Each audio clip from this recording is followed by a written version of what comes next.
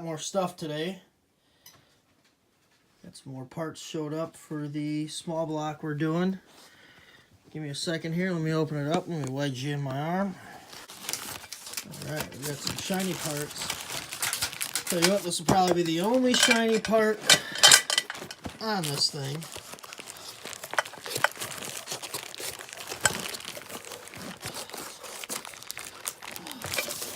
Watching me struggle is probably the best part of this video, isn't it? Let's get a spare hand. Alright. There is our small block chrome timing cover. This is a part we had marked off on our board over here. Now it has arrived. As you can see, the wife helped out with this beautiful board. Ta-da! It's a picture of the car. You'll see more of that car later. So, a little explanation of what we got going on for now.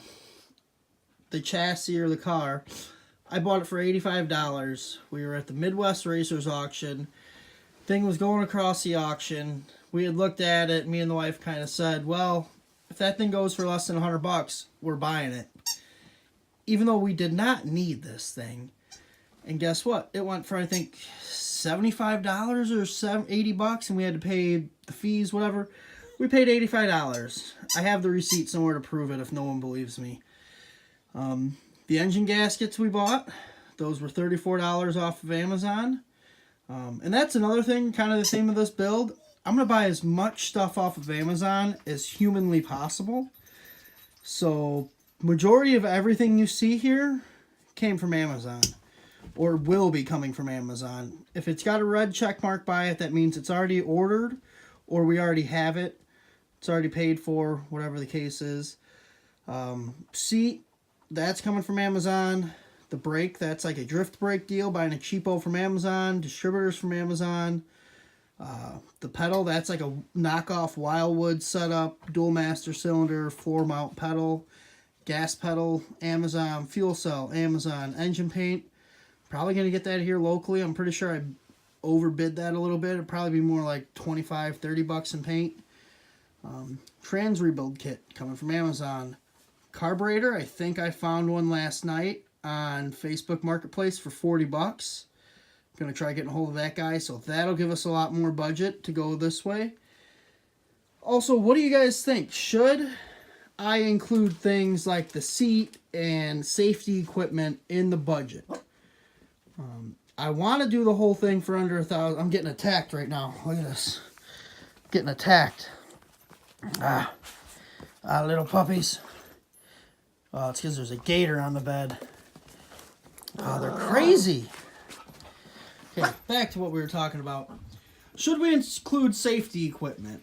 You know, brakes, obviously, that's 50-50 if it's safety. Do you really need brakes? You can find a wall to slow you down somewhere. So, but should seatbelts? Because seatbelts will eat up a big part of the budget. Seatbelts are $100 usually, minimum. The seat, it's going to eat up some of the budget. I mean, I wanted a Kirky seat, then I found a Summit seat, which was half price of the Kirky seat. Now I'm going with the plastic seat. So that's $48 shipped to the door. $38 seat, $10 shipping. Distributor, it's an HEI style distributor. I'm going with the clear cap just because I think that might be cool. Go with the crazy dog again and some feet. So that's going to be Project Nightmare. $1,000 budget, buying a few parts a week. You know, got other things we got to pay for. We can't just spend $1,000 right off the bat. That'd be awesome. Plus, we have lots of fabrication and modifying to do on the chassis still. Like, comment, subscribe. Project Nightmare 2019. Check us out on YouTube. Check us out on Instagram. Check us out on Facebook. Foy's Automotive. Same thing for all of them. Thanks a lot, guys. All right, so we're going to unveil to you here Project Nightmare. And no, it's not the professor. She might be a nightmare sometimes, but no, we're going to talk about this car that I'm sitting in right now. As you can see, well, it's not really a car, and yes, it's coyote swapped. That is a full four-legged coyote we got out there. it's going to move this thing at the speed of light. But besides the Coyote, is what this thing is a 90s asphalt modified race car. Originally had a small block Chevy, 4-speed manual transmission. We're going to put a small block Chevy back in it, as you've seen in the previous videos, but we're going to put an automatic turbo 350 in here because we already have it. It's cheap. It'll work. We're going to cut everything off that is body related. So all these body mounts you see laying around are all going bye-bye. It's going to be a naked chassis like what you see right here. I think it's going to be awesome. I hope you guys all want to stick around and watch the build progress. I'm going to have the professor teach me a lot on this. She knows everything about cars when it comes to fashion. Look at this pink polka dots. If I had a shirt like that, I wouldn't have to work on cars.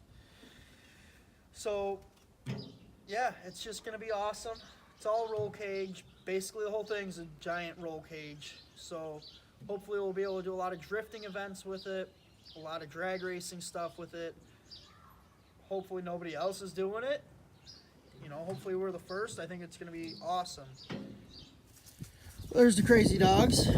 All right, everybody. So this is it. This is Project Nightmare.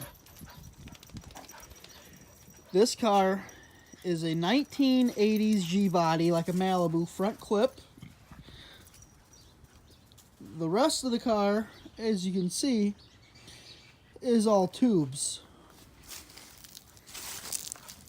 There's where the stock frame ends.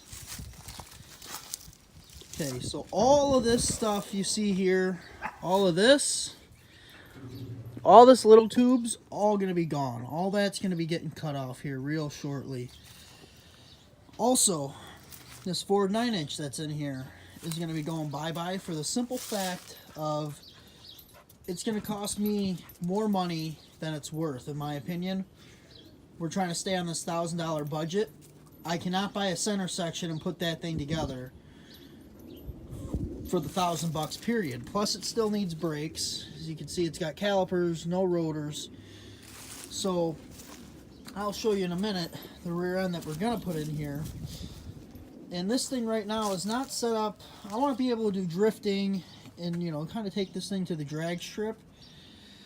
So this rear end setup is not conducive to that. You see, it's only a 3-link with a Panhard bar, but you see how long this link is here? Look at this one. Look at my center link. It's huge. Then we come over to the driver's side of it. And look at how short this link is. So nothing here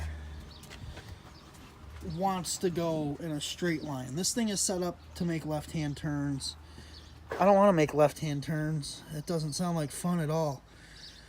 So my plan is to basically make this a GM style. Look at this dog. What are you doing, dog? Hey, dog.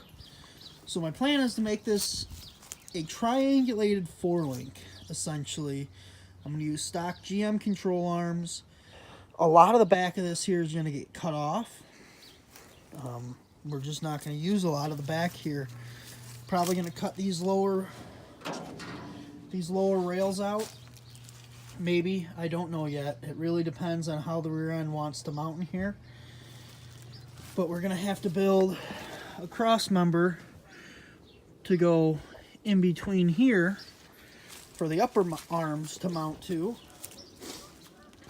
You know, I got to do a lot of measuring and kind of find the center line and everything like that, because if you look where this center line currently is of this rear end is not the center line of the car. Everything needs to be shifted over just a little bit, which will be fine. You know, we're going to have to come up with a way to put springs on the rear of the car. So we'll get all that figured out.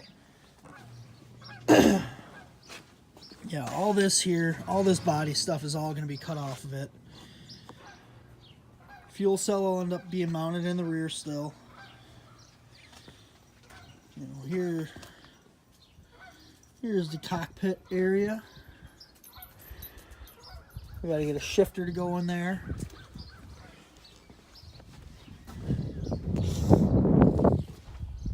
Got your steering shaft coming out.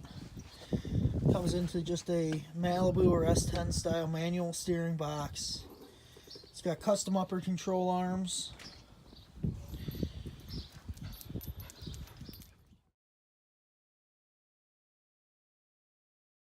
So stay tuned for more. We're going to continue to work on Project Nightmare until it's done. Please remember, like, comment, subscribe, share. Like us on Facebook at Foy's Automotive, Instagram Foy's Automotive, and of course, YouTube Foy's Automotive, where you can continue to watch Nightmare Be Born.